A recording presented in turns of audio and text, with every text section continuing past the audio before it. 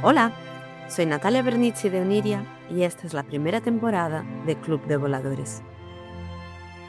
Un podcast sobre viajes astrales, pero con los pies en la tierra. Un espacio donde abrimos la mente y los oídos a una experiencia tan natural como desconocida. Después de realizar un documental para desmitificar este fenómeno, cambio de formato, pero no de intención. Seguir explorando, a través de la experiencia directa de nuestros entrevistados, qué significa realmente salir del cuerpo. Hoy vamos a entrevistar a una voladora nacida en Córdoba que vive en la Sierra de Gredos. Es musicóloga, pianista, cantante y bajista, pero sobre todo es una profunda conocedora del chamanismo castanediano. Se formó durante años con el chamán mexicano Agustín, discípulo directo de Castaneda, y también con Clear Green, la asociación heredera de su legado. Hoy la conocéis porque administra La Brújula Azul, su canal de YouTube dedicado al chamanismo, donde ella misma pone la voz y la música. Ella es Alicia Duque. Encantada de estar en tu canal, Natalia. Muchísimas gracias por invitarme. Encantadísima de tenerte aquí. Para mí es todo un honor traerte desde La Brújula Azul a Club de Voladores. Hago la aclaración, sobre todo para personas que igual vienen de tu comunidad, ¿no? Que es muy curioso, cuando hice el documental de Voladores, yo no conocía la línea de Castaneda, con lo cual para mí voladores eran personas que volaban. Y era mi forma poética de hablar de personas que tenían ensueños, ¿no? Que tenían viajes astrales o proyección astral. Y claro, luego cuando ya empecé a leer a Castaneda dije, que esto de voladores en este contexto no es algo tan bueno, ¿no? Por decirlo de alguna manera.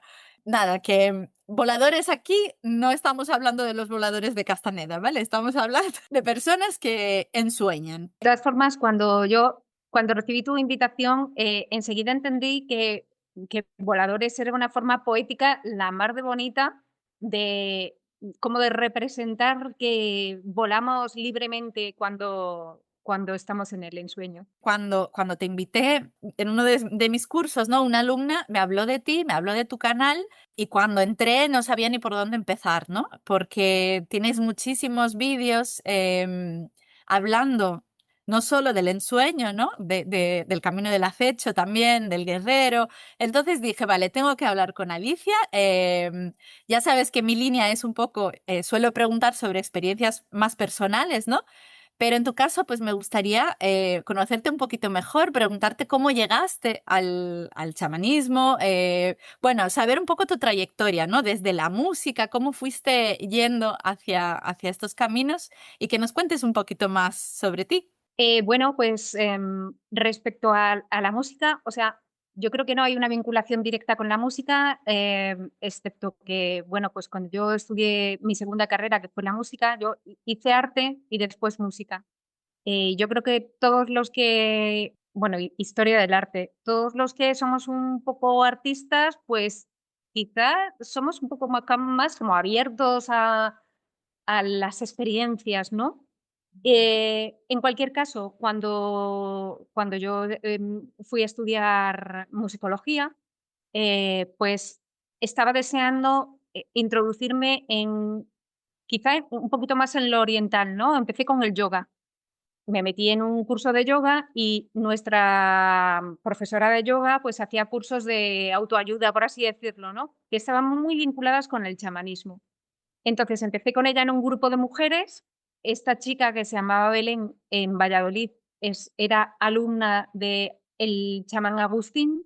Pues finalmente, una de las veces que Agustín vino a Valladolid hace muchísimos años, hace por lo menos, no lo sé, más de 20 años o 25, Agustín vino a Valladolid a hacer un curso.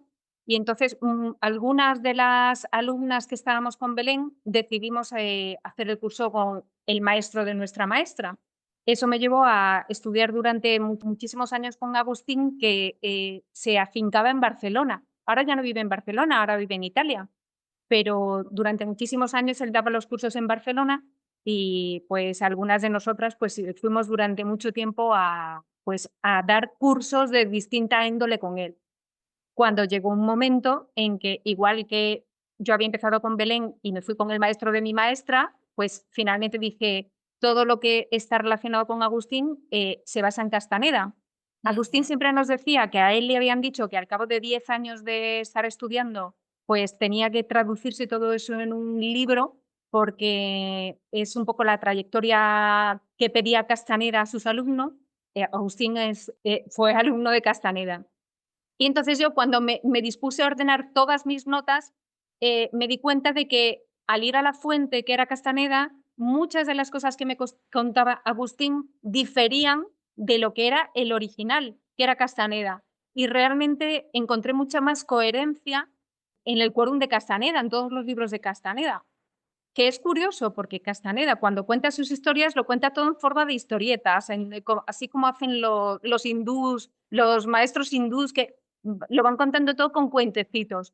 Y entonces yo me dediqué a coger todos esos cuentecitos y ordenarlos. Es decir, todo esto habla del ensueño, todo esto habla del acecho, todo esto habla de la burbuja luminosa, esto habla del punto de encaje. Y entonces lo que hice fue ordenar todo lo que él contaba y pues ponerlo por secciones, por así decirlo, que se traduce un poco en los 6 libros que tengo escritos, que son un poco los caminos perfilados un poquito por Agustín, pero profundizados sobre todo están sobre todo basados en Castaneda. ¿Los libros los escribiste antes de sacar La brújula azul o fue al revés? ¿Cuál fue el orden? Primero fueron los libros, y una vez que todos los libros estuvieron escritos y todo estuvo ordenado, en aquel entonces ya, casi mientras los estaba escribiendo, pues ya estaba dando algún curso, y estaba trabajando con algunos alumnos, y finalmente, a partir de ahí ya brotó La brújula azul como una manera de mostrar en pequeños trozos, en trozos de 15 minutos, pues como dar a conocer la sabiduría de Castaneda, porque Castaneda ha sido muy, muy denostado. Sigo sin entender muy bien por qué, porque cuando se habla de Castaneda se dice como que era un hombre que tenía unas mujeres a su servicio y no sé qué, y que tenía mucho ego y no sé cuánto, y a mí me recuerda un poco como si cogiéramos te voy a poner un ejemplo, espero no ofender a nadie, a Jesucristo y dijéramos, oh, es que a Jesucristo todos lo estaban mirando y tenía mucho ego, ¿no? Y yo digo, no sé, cuando yo lo pienso que el mensaje que estaba transmitiendo Castaneda sobre la percepción del mundo, sobre explicarnos a nosotros mismos como seres que perciben, igual que una planta, igual que un insecto, igual que un gato, igual que seres perceptores, igual que los otros seres vivos, pero con nuestras características, y explicar esas características para que nosotros nos entendiéramos a nosotros mismos. No entendía por qué tanto hate hacia él, porque él no estaba trayendo la atención en fotos y demás, y pienso que lo que estaba intentando es transmitir todo ese conocimiento que tenían los nahuales mexicanos, y que bueno, y que está tan en boga hoy en día. Yo hoy en día cada vez más veo que todas las filosofías New Age están convergiendo, no en Castaneda, sino en explicar lo mismo que estaba diciendo Castaneda, pero visto desde la filosofía oriental, desde otro tipo de sensibilidades que al final llegan al mismo sitio. Y cuando tú empezaste a estudiar con Agustín, o si fue antes, me corriges, ¿qué fue lo que más te atrajo de toda esta filosofía? Pues, de verdad, o sea, te voy a ser sincera, aunque sea una respuesta un poco genérica, para mí es la coherencia que tenía, porque yo, te voy a ser sincera, y esto creo que no lo he dicho nunca en ninguna entrevista. Yo me acuerdo cuando yo era pequeña y vivía con mis padres, a mí me educaron en la religión católica, y yo veía tan poca coherencia, no sé, en la religión católica ya espero no ofender a nadie, de verdad, pero no propiamente en la religión, sino yo qué sé, en la manera de actuar, o sea, ellos, todo es una cuestión de fe, ¿no? Todo lo tenías que creer que era así, pero no tenías conexión con nada, y me tiré muchísimo tiempo realmente buscando a Dios, diciendo, "Joder, pues es que yo también quiero tener una experiencia en la que yo sienta que todo eso también yo lo estoy viviendo, ¿no?". Y en el chamanismo encontré coherencia totalmente, desde el primer momento. O sea, cuando empiezan a explicarte la realidad y te das cuenta cuánto ¿cuánto nos tendrían que contar en la escuela? Yo soy profesora de música. ¿Cuánto nos tendrían que contar? Y no nos cuentan, y son cosas muchísimo más importantes que lo que nos cuentan. Para empezar, a eso, a enseñarnos que somos perceptores y a aprovechar nuestras herramientas que tenemos tan desaprovechadas. Entonces, del chamanismo lo que más me gustó es que todas las facetas de ensueño, las facetas de acecho en la vigilia, que todo tenía coherencia y podía contrastarlo y tener experiencias mágicas y maravillosísimas, ¿sabes? Que me hacían tener mucho más contacto incluso con Dios, ¿no? O con Dios y con todo lo demás, ¿no? Porque de repente estaba como conectada a un mundo que estaba mucho más vivo que cuando no entendía nada. Justo antes de que empezáramos a grabar estábamos hablando un poquito, ¿no? Y ahora que has hablado un poco del acecho, del ensueño, te comentaba, ¿no? Que yo doy cursos de viajes astrales que llamo, o sea, yo pongo la palabrita viaje astral para que nos entiendan, pero no es un concepto que me gusta. Soy mucho más afín a ensueño, ¿no? Pero para que la gente que igual no conoce tanto el chamanismo, que no sabe qué es eso del ensueño, pues suelo poner la etiqueta de viaje astral, ¿no? Pero tú que conoces bastante el chamanismo, me gustaría que nos contaras un poquito según tu visión y con tus palabras, ¿no? ¿Qué es en esta cosmovisión del chamanismo, qué es el ensueño y el acecho? ¿Qué son estas dos palabritas o estos dos caminos y cómo se complementan? Es una pregunta que tiene tela, ¿no? Tiene mucha tela, porque para poder hablar del acecho y del ensueño y que se entienda, necesito otra vez volver a decirte lo que te estaba diciendo antes, que somos entes perceptores. Yo en mi libro, es que no puedo llamar de otra manera, ¿no? Somos seres que perciben. Entonces, creo que he oído en alguna entrevista de psicólogos actualmente, cuando hablan de a ver si soy capaz de decirte, del nivel consciente y el nivel inconsciente o algo así. Bueno, nosotros en chamanismo hablamos del tonal y del náhuatl. El tonal es la parte de nosotros que percibe el día a día, lo que sería la vigilia. Y el náhuatl es la parte de nosotros que percibe también durante la vigilia, pero sobre todo está como más libre en el ensueño.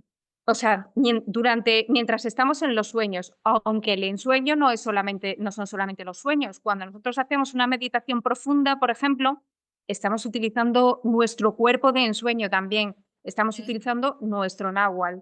O cuando percibimos cosas que no se pueden explicar muy bien, también estamos utilizando nuestro cuerpo de ensueño. Y eso no ocurre solamente durante los sueños, sino que ocurre con muchísima frecuencia durante la vigilia.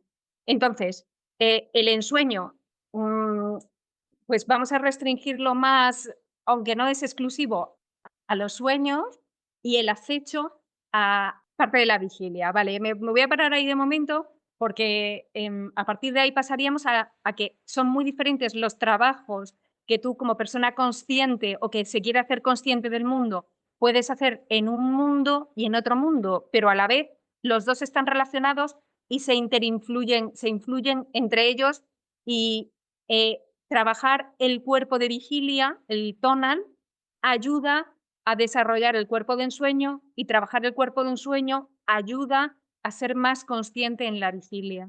Entonces, hay que trabajar la conciencia y la percepción desde las dos facetas distintas. Al final eso es muy interesante porque vuelve a lo que comentabas al principio, que es una coherencia, ¿no? Porque al final Eso es. tú no puedes pretender ensoñar por las noches y tener conciencia en los sueños si en tu día a día no te estás acechando, no estás atento, ¿no? Eso es. A lo que sucede. Exactamente. No tendría ningún sentido, ¿no? Y al final, si se trabaja desde la coherencia, pues acabas trabajando con estas dos partes, ¿no? Sí, por ejemplo, con lo que estás diciendo, me acuerdo que hace muchos años, yo hace unos cuantos años que no hago cursos con Agustín, pero hace muchos años cuando hacíamos cursos con Agustín, Agustín tenía un curso específicamente que yo hice unas cuantas veces de ensueño, que consistía en que él te mandaba un mensaje y tú tenías que quedarte dormido pensando en ese mensaje.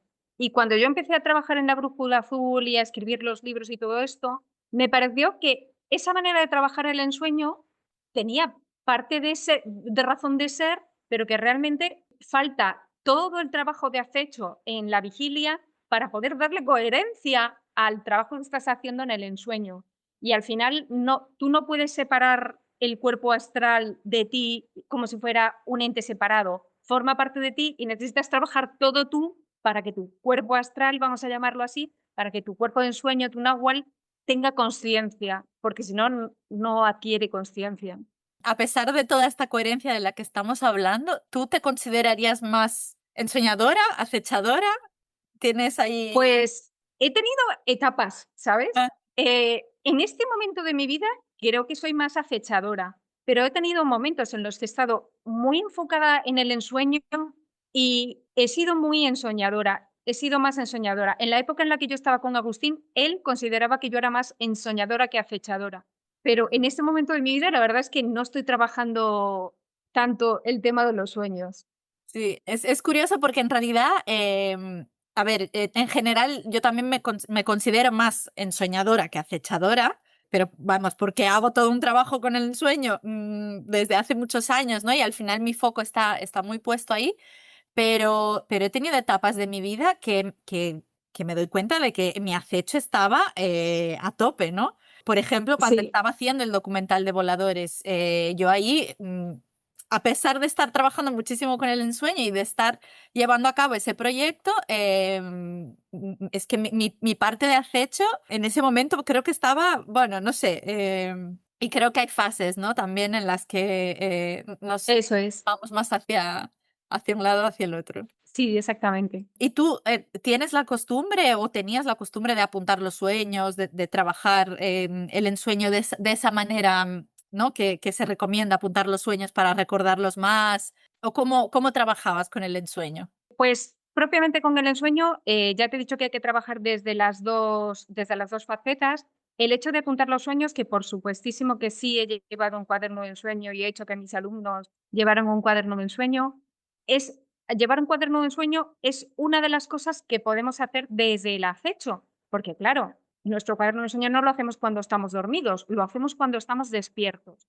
Entonces, aprovechando que me hablas del cuaderno de ensueño, te voy a hablar un momentito del punto de encaje, ¿vale? Perfecto. Cuando nosotros, cuando nosotros percibimos, eh, tenemos como una bolita energética que yo he podido llegar a verla con mis propios ojos energéticos. Energéticos no, los lo he visto realmente con los ojos. Es una bolita que está por aquí detrás de mi omóplato derecho, más o menos, y entonces es como una bolita de luz que está en el borde de la burbuja luminosa y es como un decodificador de la realidad. La realidad en la que nosotros, como las letras y números esos que salen, bueno, pues todas esas letras y números, nosotros son una serie de estímulos que a través de nuestra burbuja luminosa decodificamos. Entonces, cuando nosotros ese punto de encaje normalmente lo tenemos fijo en un sitio y sobre todo cuando estamos despiertos, cuando estamos en vigilia, cuando estamos utilizando nuestro tonal. Entonces, cuando tenemos el punto de encaje fijo, estamos percibiendo un tipo de realidad y cuando estamos durante el ensueño, nuestro punto de encaje se pone un poco más flojo, más loco, y entonces la realidad que nosotros percibimos en el ensueño pues es más loca. Vamos aquí, luego vamos allí, la atención es muy dispersa. Parte del trabajo del ensueño consiste en aprender a dejar el punto de encaje, el decodificador fijo mientras estamos dormidos para que las cosas que nosotros estamos percibiendo se vuelvan fijas. Es decir, nos hagamos conscientes de que estamos en un sueño, podamos coger un bolígrafo, por ejemplo, interactuar con el bolígrafo o interactuar con las personas con las que están en la escena de manera consciente. Para eso necesitamos que nuestro punto de encaje se quede un poquito fijo.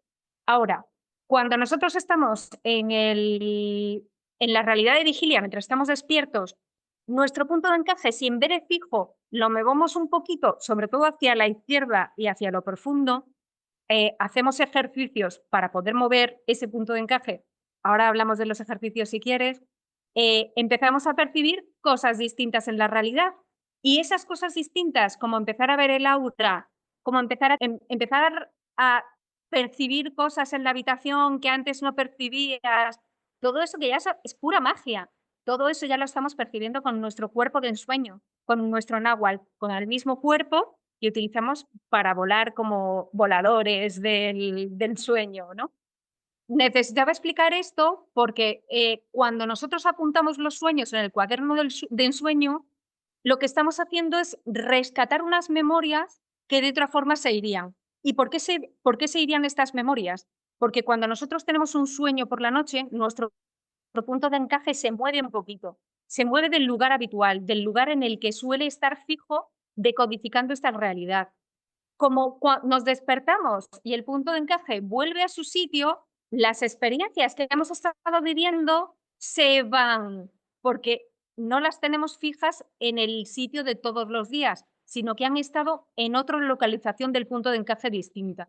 Entonces, si cuando nosotros nos levantamos por la mañana apuntamos, aunque sea un boceto de los sitios que hemos visitado en sueños, aunque no hayan sido sueños conscientes y sean simplemente sueños normales, conseguimos mover el punto de encaje e ir moviéndolo, lo movemos de su sitio fijo y empezamos a viajar a otras pequeñas realidades donde vivimos otras cosas. Rescatamos las memorias que el punto de encaje tiene en otros lugares distintos. Y esta es una de las maneras que tenemos de trabajar el ensueño, porque lo que hacemos es aflojar el punto de encaje que lo tenemos muy rígido. Otras maneras que se trabajan también desde esta realidad, desde la vigilia, son, pues, por ejemplo, un ejercicio que yo he hecho mucho con mis alumnos es trabajar con una piedra.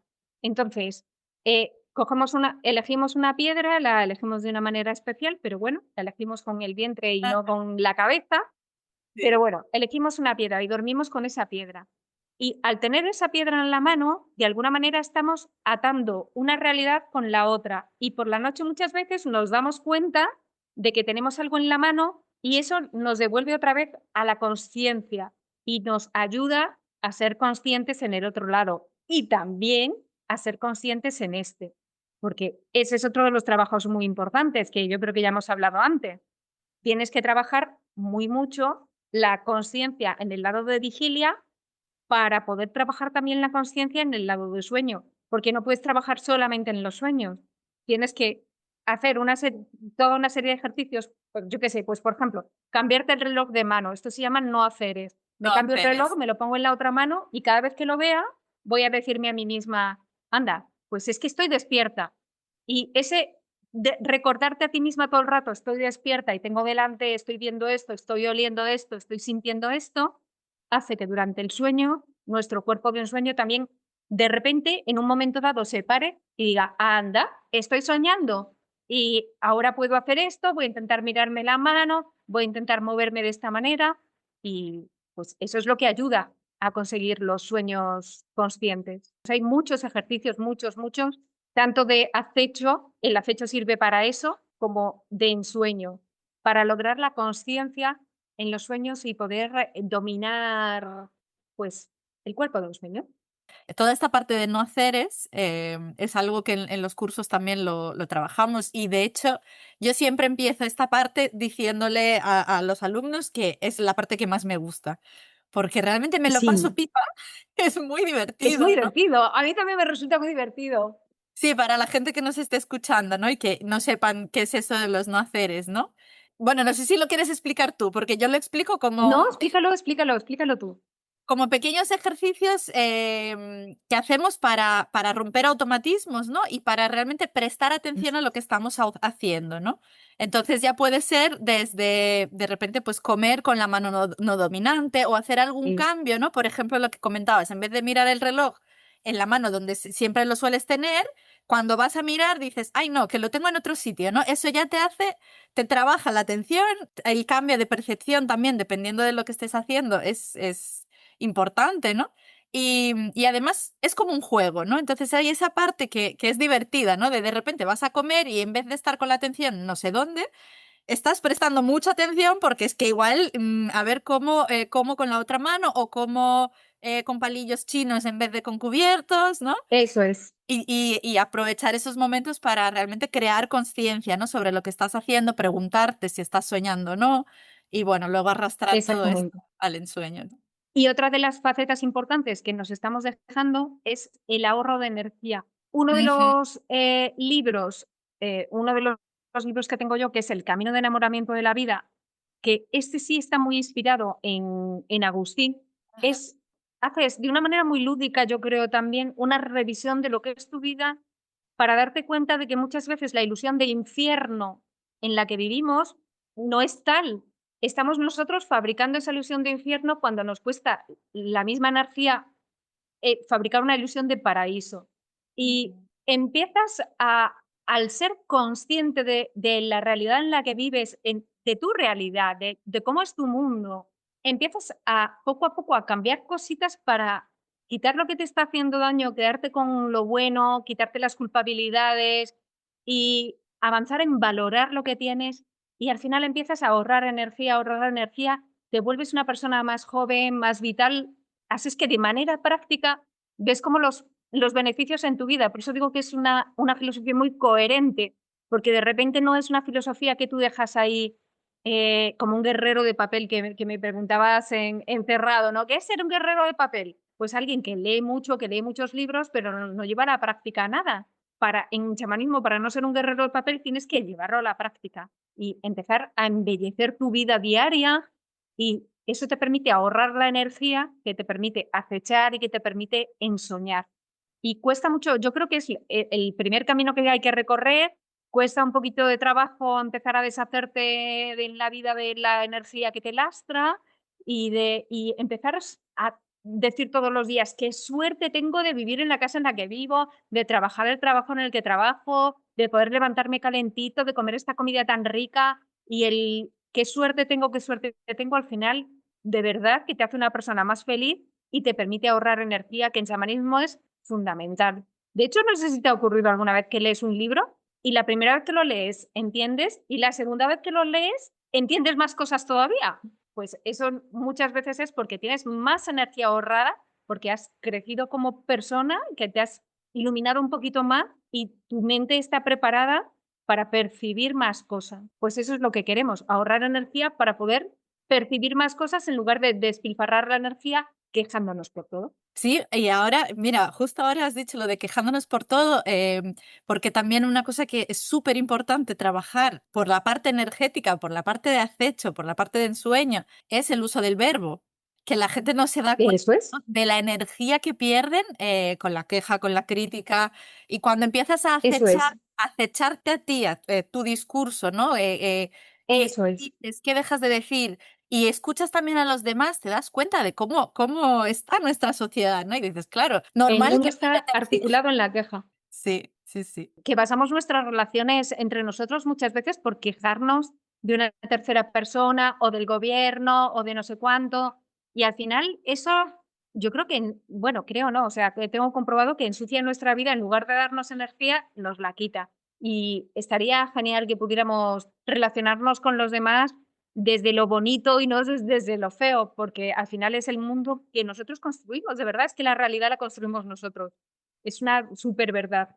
Una de las cosas que hacemos también cuando queremos empezar a ensoñar, ¿no?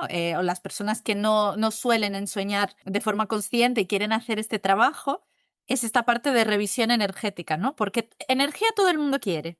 Todo el mundo dice, vale, Claro, ¿cómo obtengo más energía? Y ese trabajo de acecho, de decir, pero espera, ¿cómo está la energía que ya tienes? ¿Qué es lo que haces con la energía eso que es. tienes, ¿no? ¿Cómo la gastas? Y ese trabajo a la gente le suele dar como un poco más de pereza, ¿no? Igual es esa parte más de guerrero de papel de, sí, sí, pero uff, ¿no? Ya se meten en la queja Exactamente. porque da trabajo, ¿no? Y porque te invita a hacer cambios. Y ahí hay que Eso es. tomar una actitud, ¿no? Para salir de ahí y empezar a realmente ahorrar energía, ya sea para ensoñar o Claro, para lo que sea, ¿no?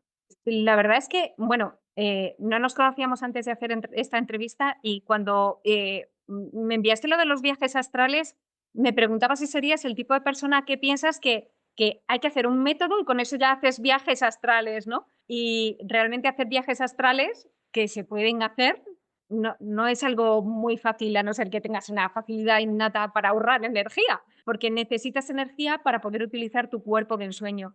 Y bueno, pues una vez más, fíjate como tiene toda la coherencia del mundo también con respecto a lo que yo pienso, todo lo que me estás contando. No es tan fácil hacer un viaje astral o salir de tu cuerpo y poder viajar si no has hecho un trabajo previo de ahorro de energía y de conciencia en la vida diaria y en el ensueño también.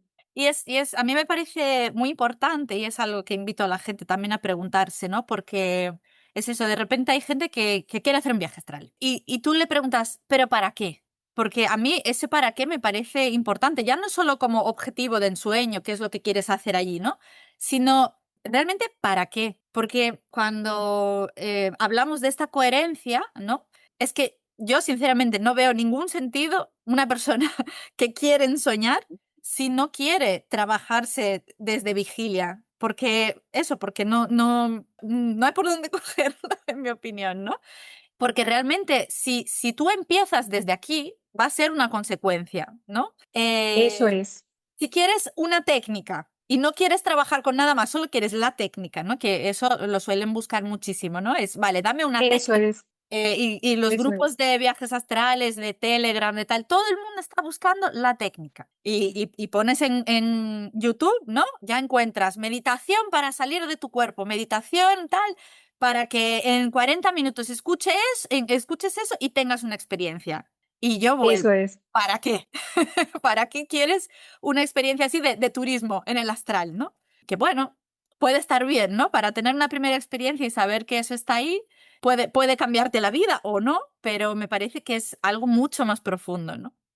Y al final, realmente, viajes astrales también, y lo digo para tus oyentes, estamos teniendo constantemente. Lo que pasa, o sea, en nuestros sueños, lo que pasa es que no nos acordamos. O sea, de lo que se trata es de conseguir recordar, o sea, el key de la Exacto. cuestión es tener la conciencia de que tú has estado haciendo esos viajes astrales, porque viajes astrales sí que hemos estado haciendo.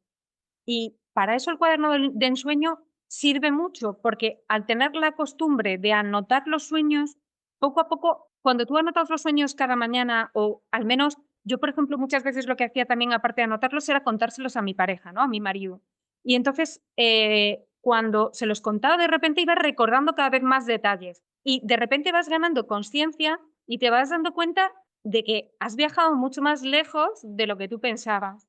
Una de las cosas que ocurrir en el ensueño, y que seguramente tú habrás experimentado y nuestros oyentes también, es que de repente hay algo en el sueño que te da muchísimo miedo. Bueno, pues ahí estás teniendo un viaje astral en el que te estás encontrando con un volador, por cierto, pero bueno, te estás encontrando con un inorgánico del mundo gemelo. Y de repente encontrarte con otro ser que también está vivo dentro del ensueño, porque tú estás con tu cuerpo de ensueño, con tu náhuatl, con tu cuerpo energético, de repente te provoca un miedo y eres capaz de despertarte del puro miedo. Eso significa que ya estás viajando. Lo que necesitas es que recordar, porque a veces, si no tenemos la suficiente energía, nos despertamos y decimos, ¡uy! Qué susto, me ha pasado no sé qué. Pero de repente, si tú tienes la suficiente energía, empiezas a recordar, no, es que me he encontrado, me voy a inventar, ¿vale? Me he encontrado con mi madre. Y mi madre en este contexto era una madre muy rara. Y era una madre que yo me acercaba y me daba miedo. Y entonces, bueno, pues cuando ya has trabajado un poquito más el ensueño, sabes que te has encontrado con un ser del ensueño que se ha disfrazado de un familiar tuyo, que eso lo hacen mucho, disfrazarse, y, y que, bueno, pues fíjate, si eres un gran ensoñador, podrías incluso decirle, llévame a tu mundo y enséñame a tu mundo, si eres capaz de vencer ese miedo, ¿no? Y si no, pues protegerte y decir, no, no quiero nada contigo, absolutamente. O sea que A mí viajar en me, el ensueño estamos viajando todo el rato. Sí, claro, lo que se trata, ¿no? Es de ensoñar de forma consciente, ¿no? Y de traer ese recuerdo, ¿no? De Exactamente. realmente poder integrarlo en nuestra vida también en vigilia, ¿no? Es curioso esto que estás diciendo del miedo, porque algo que me está pasando mucho últimamente, sí, podríamos decir que últimamente, es que se me está disparando mucho la lucidez en situaciones de miedo en el ensueño.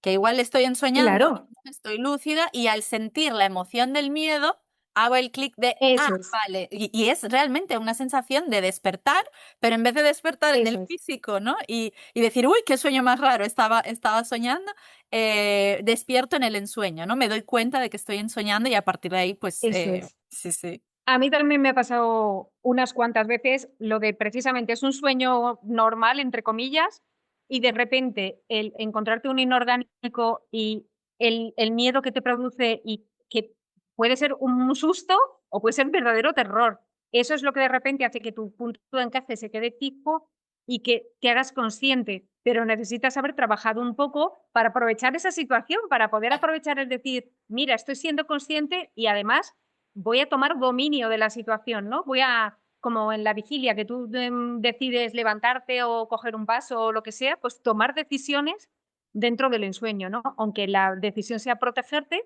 aunque la decisión sea interactuar o cualquier cosa, ¿no? Viajar a otro mundo o lo que sea. Justo ahora que estamos hablando de esto, para ti, ¿cuáles serían las posibilidades? O sea, ¿para qué serviría el ensueño, en tu opinión? La funcionalidad que tiene el ensueño es que nosotros, como personas que estamos encarnadas, aprovechemos todos nuestros recursos. Es más, cuando yo empecé a estudiar el ensueño, me pareció un desperdicio que en nuestra sociedad occidental los sueños estén relegados a algo como anecdótico. Pues bueno, la noche la despreciamos en nuestra vida. Eso no es algo que estamos viviendo. Es algo como que ocurre de forma secundaria, ¿no? Cuando realmente el tiempo que estamos durmiendo, pues es un tercio de nuestra vida y es algo que estamos viviendo también y forma parte de nuestra vida. Entonces, no atender al ensueño, no hacer despreciar el ensueño, es despreciar toda una parte muy importante de nuestra vida. Entonces, para mí, trabajar el ensueño es aprovechar todos los recursos que tenemos mientras estamos encarnados en esta tercera dimensión, ¿no? O sea, el, no solamente me preocupo de ponerme gafas cuando no veo o tomarme la pastilla si me duele algo, sino también de nuestras capacidades perceptivas desde nuestro náhuatl, desde nuestro cuerpo del sueño. Que de verdad a mí me parece una pena que no sea algo que todo el mundo estudie desde pequeño, porque cuántas cosas más podríamos percibir y aprenderíamos, sobre todo las mujeres, ¿eh? Porque las mujeres tenemos esa parte de intuición que estamos muy abiertas. O sea, bueno, nosotros tenemos dos centros perceptivos muy importantes, los humanos, quiero decir, uno que está en la cabeza y otro que está como en el útero. Las mujeres ahí tenemos una ventaja porque tenemos útero. Y, jo, bueno, ahora que estamos en la era de Acuario, dicen que es más el pensamiento femenino y la percepción y la sensibilidad femenina.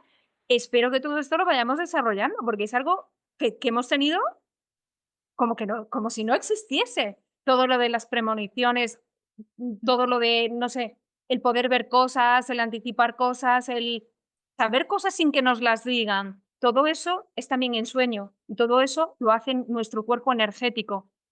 Y todo eso yo creo que tenemos que rescatarlo. Es que tenemos que hacer por rescatarlo, aunque no sé si partirá de las mujeres o partirá de los hombres y las mujeres en conjunto, como un esfuerzo conjunto, pero toda la parte energética del ser humano la tenemos que rescatar porque es un desperdicio que no le estemos haciendo caso, que es herramientas importantísimas que por esto de no parecer brujas, las hemos dejado Exacto. ahí sin usarla. Creo que igual ahora es el momento para hacerte una pregunta que me gustaría dar una pinceladita, ¿eh? Porque a mí es algo que, bueno, que de cierta manera también leyendo en este caso a Taisha Velar me cambió la vida porque no tenía esa percepción que tengo ahora del cuerpo energético femenino, ¿no? No tenía ni idea. Y recuerdo leer Donde cruzan los brujos. Sí. Y me gustaría, si pudiéramos hablar un poquito, ahora que estabas diciendo de las mujeres, ¿no? Y de la intuición, sobre las funciones, digamos, de la matriz, ¿no? Que hay una función que sería la de la reproducción, pero hay una función secundaria. ¿Podrías darnos una pinceladita, que además sé que tienes vídeos en la Brújula Azul hablando de esto, de cuál sería esa otra función de la matriz? Pues mira, voy a empezar contándote una anécdota personal que no he contado nunca. Eh, no sé si en algún momento me vas a preguntar si yo he hecho tensegridad. Tensegridad he hecho, pero la verdad es que no he hecho tanta. Lo que sí he hecho mucho es recapitulación. Vale. Entonces, la recapitulación, para nuestros oyentes que no lo sepan, es una manera de meditar propia del chamanismo, ¿vale? En la que tú revisas conscientemente las cosas que te han ocurrido en tu vida. Espérame porque está relacionado, ¿vale? No, sí, sí. Entonces, cuando yo meditaba y hacía sesiones de meses y meses de todos los días a esta hora, recapitulo, a mí me gusta siempre empezar con como con una respiración de equilibrado de los chakras, ¿vale? O sea, del cuerpo derecho y del cuerpo izquierdo. Digamos que tenía mi propio método. Y cuando yo llegaba al segundo chakra, que es, digamos, el centro energético que está más enfocado en el útero, me ocurrió una cosa muy interesante y es cuando yo era distinto cuando yo tenía la regla a cuando no tenía la regla. La percepción que yo tenía energética en el momento en que yo tenía la regla o que no tenía la regla. Recuerdo que mientras tenía la regla, percibía de repente el en el que yo sentía que el útero, cuando yo lo percibía, era de color naranja. Como nos dicen que es el segundo chakra, empezamos con el rojo y seguimos con el naranja. Y me parece que era cuando tenía la regla, que es cuando dice Castaneda y Taisha Abelar que se abre el ojo. Yo nunca era capaz de conectar con esa manera de sentir el segundo chakra como de color naranja. De hecho, para mí era como estar abierta al universo. Cuando yo meditaba, mi percepción cuando empezaban a respirar en el segundo chakra era como estar en el cielo estrellado y un cielo inmenso, ¿sabes? O sea, como estar en mitad del universo con como algo muy, muy amplio, muy aéreo, por así decirlo, mm, nada físico, sino muy incorpóreo, ¿no? Entonces, era una percepción totalmente distinta. Creo que nosotros las mujeres tenemos esa ventaja respecto a los hombres. A las mujeres nos cuesta mucho menos trabajo trabajar con el ensueño porque tenemos ese centro energético. Entonces, una de las funciones que nosotros tenemos esa ventaja en la matriz es, primero, ayudarnos a percibir de una manera distinta y segundo, ser un sitio donde nosotros ahorramos energía. Ujú. Entonces, por una parte, percibimos distinto. De hecho, antes, cuando te he contado el ejercicio que hacíamos con la piedra, que en el ensueño hacíamos con la piedra, esa piedra no la buscábamos buscando, ¡ay, qué piedra más bonita! Sino que la Con los ojos. buscábamos con la matriz, con el también. La buscábamos con el centro de nuestro cuerpo de ensueño, que es en la matriz. También está en el segundo chakra de los hombres, ¿vale? Aunque ellos no tengan matriz. Solo que nosotros tenemos esa ventaja. Pero como todo esto siempre se ha contado desde el punto de vista de los hombres, ahora al contarlo desde el punto de vista de una mujer, parece como que estoy como presumiendo o queriendo ser más. Pero en realidad no. En realidad es que nosotras tenemos matriz. Ya está. O sea, es así. No es que yo quiera presumir de tener matriz. Es que la tengo. ¿Sabes? Entonces tenemos esa ventaja. Nosotros tenemos ese canal perceptivo que los hombres no tienen. No quiere decir que ellos no puedan percibir con su náhuatl, sino que, yo qué sé, pues lo harán de una manera distinta. Lo hacen también desde el segundo chakra, pero no tienen esa ventaja de tener ese como condensador energético que nosotros tenemos y que nos ayuda a percibir más fácilmente. Así, esa es la ventaja que nosotros tenemos al tener un útero, aparte de la función reproductiva, que también es milagrosa, oye, que es otra cosa que hacemos que los hombres tampoco pueden hacer. Y en desarrollar una vida a partir de esa matriz energética que, bueno, cuando estamos reproduciéndonos, pues aprovechamos para crear una vida. Fíjate si tiene energía un útero Claro. y si puede guardar energía. Sí, sí. Y antes que hablabas de la tensegridad, ¿nos puedes contar un poquito? Porque con Clear Green fue cuando estudiaste algo de tensegridad, ¿fue por ahí o no fue en ese momento? Sí, sí, exactamente. Lo que estuve trabajando con ellos son, bueno, son una serie de vídeos que son como Qigong, ¿me entendemos? Todos Qigong son como unos ejercicios energéticos en los que una vez que tú eres consciente de que tú estás en una burbuja luminosa que mueve la energía de una determinada manera. Tenemos un cuerpo izquierdo, un cuerpo derecho, una parte de arriba, una parte de abajo. Bueno, empiezas a mover la energía dentro de la burbuja para rescatar energía. La tensegridad es otra manera que sirve al ensueño para atraer energía de los bordes de tu burbuja, que digamos que la energía como que se densifica un poquito en los bordes de la burbuja. Y la tensegridad es una manera de fluidificarla, por así decirlo, que circule mejor por todo nuestro ser, aprovechar esa energía y llevarla a los centros energéticos para que funcione también todo nuestro interior mejor, nuestros órganos también físicos, para que funcione mejor el riñón, la matriz, el corazón, los pulmones, yo qué sé, o lo quieres llevar a la garganta, al quinto chakra. Es una manera de trabajar con la energía. Y hay algunas series que trabajan movimientos que son especiales para el ensueño, para despertar el cuerpo del sueño o trabajar con el náhuatl, con el cuerpo del ensueño, y ayudan en el ensueño. Es curioso justo lo que estabas diciendo ahora, ¿no? Que son movimientos que hay algunos que se parecen mucho con el Qigong y ahí también es cuando otra vez volvemos a ver cómo diferentes filosofías tienen ejercicios Exactamente. similares Eso o que es. al final están trabajando con la energía de la misma manera, ¿no? Y bueno, vienen de Eso diferentes es. partes del mundo, se llaman de diferentes maneras, pero luego está todo conectado, ¿no? Sí, yo lo veo esto constantemente y además lo veo con mucha alegría. Cuando yo digo que estudio chamanismo, me doy cuenta de que no estoy en una filosofía súper cerrada que no tiene conexión ninguna con ninguna otra filosofía. Lo mío es verdad y todo lo demás es mentira. No, porque es que realmente me he dado cuenta de que hay muchas filosofías distintas que abordan lo mismo llamándolo de otra manera y me da mucha alegría porque me hace confiar más en que todo esto tiene coherencia, en esa coherencia de la que hablábamos al principio. Bueno, cuéntanos un poquito, la brújula azul fue, ya comentabas antes, ¿no? Que primero vinieron los libros, luego vino la brújula azul. Ahora mismo tú no estás Sí, publicando nada, ¿no? ¿Cómo está? Por si la gente te quiere escuchar luego, ¿hay novedades aparte de toda la biblioteca que hay? estuvimos como, ya no me acuerdo, como 2 o 3 años subiendo vídeos a la Brújula Azul todas las semanas. El trabajo del guerrero, para mí, que yo me considero una guerrera, es, tengo este proyecto y lo voy a cumplir desde el principio hasta el final. Por ejemplo, yo escribo un libro, pues sé que tengo que primero hacer un guión, luego desarrollarlo, no sé qué. El final es publico el libro.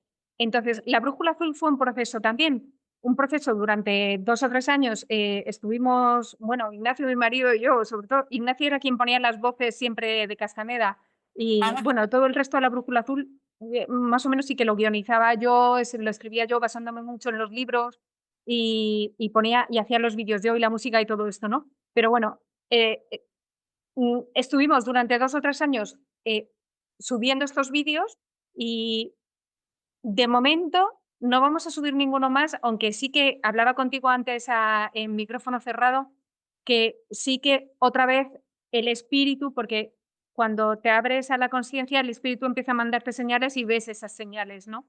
Y ya van varias señales del espíritu diciéndome que tengo que volver a la brújula azul.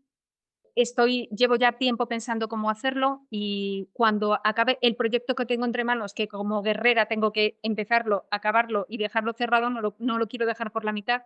Cuando acabe ajá. con el proyecto que tengo entre manos, sí que probablemente vuelva a la brújula azul y empecemos a trabajar otra vez, pues, muchas cositas de este estilo. O Ujú. sea que, pero vamos, la brújula azul sigue ahí, hay página web y está el canal de YouTube, sobre todo porque en Instagram y en Facebook, sobre todo lo que había era como frases de Castaneda que a mí me parecen muy importantes.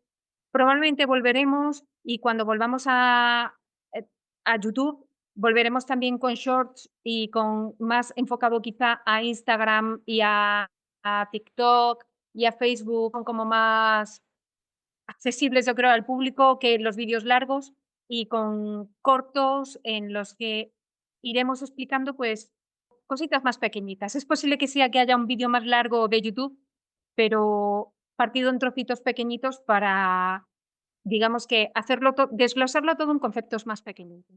Pues mira, ya que estamos hablando de desglosar en conceptos pequeñitos, ahora has hablado del término guerrera, ¿no?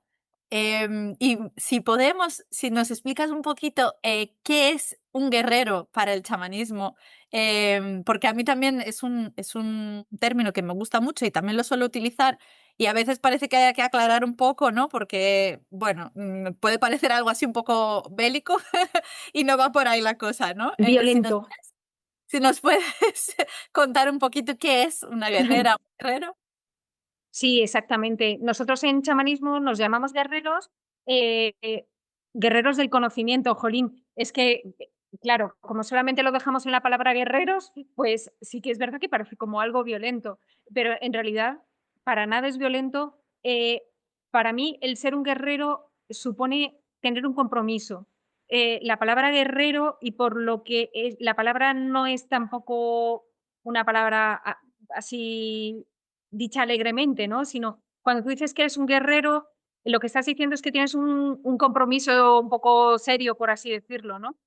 Porque necesitas tener una asiduidad, una constancia para, por ejemplo, cambiar tu vida y para ser feliz. Nosotros, cuando yo era muy pequeña, siempre éramos en la búsqueda de la felicidad y de repente en esta filosofía te das cuenta de que no tienes que buscar la felicidad y la felicidad está aquí, solamente tienes que hacerte consciente. Pero para hacerte consciente de la felicidad todo el rato, necesitas tener el compromiso con la vida de ser consciente y de hacer esas cosas para encontrar la felicidad, no solamente para buscarla, ¿no? Entonces, de ahí el ser un guerrero. Un guerrero es alguien que tiene un compromiso consigo mismo, no con nadie, no con un maestro, no con, en todo caso, Castaneda decía, o Agustín decía, contigo mismo y con Dios, en todo caso, porque tú a quien le rindes cuentas es en todo caso a Dios, no a tu maestro, ni a tus padres, ni a tu pareja, ¿no? Te rindes a ti mismo. Eso de engrandecer mi vida y hacerla luminosa, pues eso es ser un guerrero, el tener el compromiso de tomar las riendas de tu vida. Muy bien. Pues bueno, Alicia, ya nos vamos acercando hacia el final. ¿Cómo te pueden buscar? ¿Es La Brújula Azul? ¿Lo buscan en YouTube y ya encuentran el canal ahí? Sí, labrújulaazul.com. Perfecto. Bueno, luego lo dejamos aquí en la descripción para que lo encuentren fácilmente.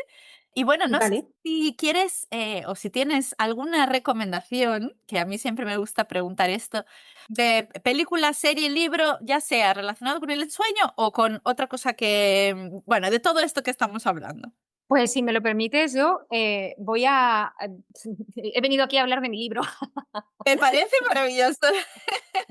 No, este, yo creo que de los 6 libros que tengo, a mí el primero de todos que escribí, El ser humano como ente perceptor, me parece que es el libro que mejor engloba la manera de percibir el mundo, porque el resto de los libros que escribí, los otros 5 libros, están enfocados más en los caminos, en el procedimiento que tú tienes que seguir para abordar la conciencia en tu vida desde distintas facetas, ¿no?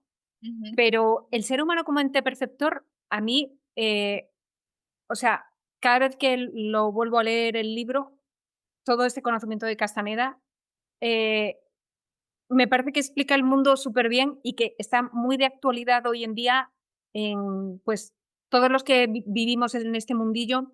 Te contaba antes también a micrófono cerrado que estamos viendo un cambio y creo que el tipo de percepción que estamos viviendo hoy en día se parece mucho más a la visión de Castaneda que todo lo que ha sido hasta ahora anteriormente.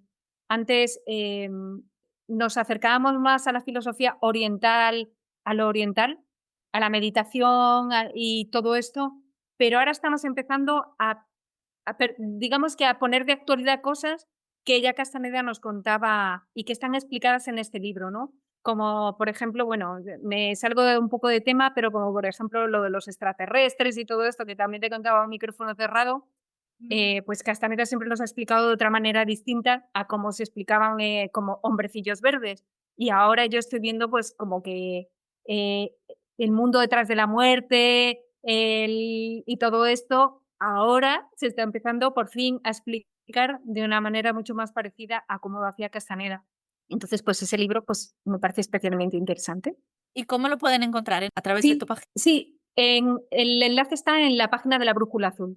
Desde Vale, allí dan el enlace a Amazon. perfecto. Muy bien, pues ya me lo voy a apuntar para ponerlo en la lista, para que veas cómo son también las sincronicidades, ¿no? Es decir, no es que me sorprenda, me sigue maravillando, ¿no? Pero no me debería sorprender a estas alturas, ¿no? Porque es algo que sucede constantemente, ¿no? Que pues justo en junio me voy con una compañera de aquí de Asturias, que se llama Raquel, nos vamos al Montseny, porque yo viví muchos años en Barcelona, ella también. Bueno, al final decidimos hacer un curso en el Montseny que justo es sobre percepción extrasensorial, ¿no? Sobre cómo al final, trabajando con la percepción desde vigilia, estamos trabajando con algo que luego, o sea, es nuestro cuerpo onírico, ¿no? Es nuestro cuerpo de ensueño y luego eso Eso es.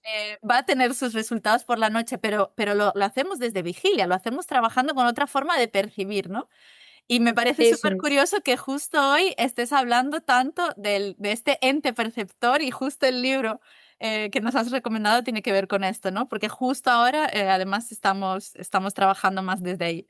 Bueno, curiosidades, ¿no?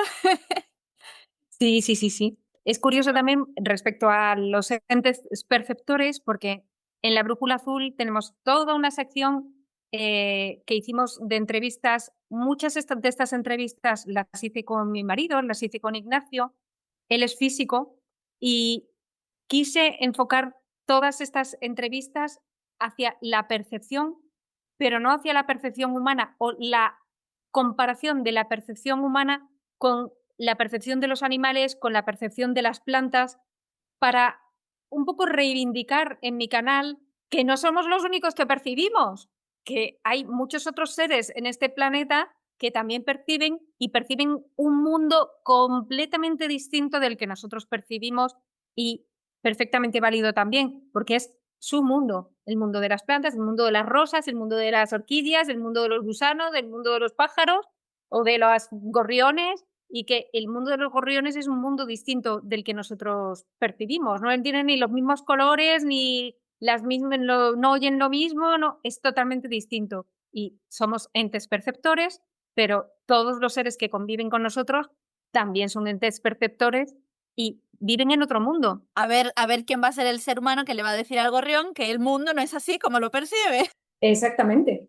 Sin embargo, luego Nosotros que somos tan egocéntricos que al final queremos convencer a todo el mundo de que el único mundo válido es el que nosotros vemos. Y luego entre seres humanos que perciben de forma distinta, ¿no? O seres que quizás percibimos un poco más y tenemos el punto de encaje que se mueve un poquito, Eso. pues nos quieren decir que esto no es así, ¿no? Oye, vamos a conseguir, yo creo que yo lo estoy viendo ya, que estamos consiguiendo que cada vez más gente se fíe de esas percepciones extrasensoriales que tenemos. Yo lo estoy viendo, que cada vez nos estamos fiando más y el mundo está cambiando a ampliarle un poco la visión del mundo. Yo, desde luego que siempre mi invitación a la gente, ¿no? Y a los que nos están escuchando es eso, es que prueben y que ellos mismos exploren, ¿no? Ese cambio de percepción. Luego ya sacarán conclusiones de qué creen que es realidad o no, Eso es. pero el permitirnos percibir más allá de lo que solemos percibir, ¿no? Y irnos a esa posibilidad. Eso es. Bueno, Alicia, muchísimas gracias. Ha sido un súper placer. Estoy súper contenta de haberte tenido aquí hoy. Muchas gracias por todo tu conocimiento. Y bueno, ojalá podamos seguir hablando más, porque la verdad es que podríamos estar aquí 2 horas. Yo te seguiría preguntando. Y es un gusto para mí tener esa sensación también de encontrarme con personas como que hablan mi mismo idioma, ¿no? Es como que me siento muy cómoda Sí. porque hablas del punto de encaje, hablas de cosillas que es como, sí, sí, que es, bueno, también mi forma de expresarme. Podría decir lo mismo, la verdad es que he estado súper a gusto y da gusto, jolín, hablar y que no parezca que estás hablando en chino, sino que más o menos se entienda un poquito, bueno, y espero que nuestros oyentes entiendan un poquito también el lenguaje que estamos hablando y de las cosas de las que estamos hablando. En caso de dudas, nos podéis dejar aquí un comentario con vuestras dudas y si no, ya os digo que os vais a la Brújula Azul y tenéis ahí todas las respuestas, todos los conceptos que hemos ido hablando, podéis Sí, profundizar allí que seguro que no os perdéis nada. Todo el que quiera escribirme a la Brújula Azul, yo siempre contesto. Perfecto, pues muchísimas gracias y nos vemos en Oniria, quizás, o en Vigilia. Ha sido un Una- placer, Natalia. Igualmente. Gracias por escuchar Club de Voladores, un podcast sobre viajes astrales, pero con los pies en la tierra. Te deseo felices ensueños y hasta el próximo vuelo.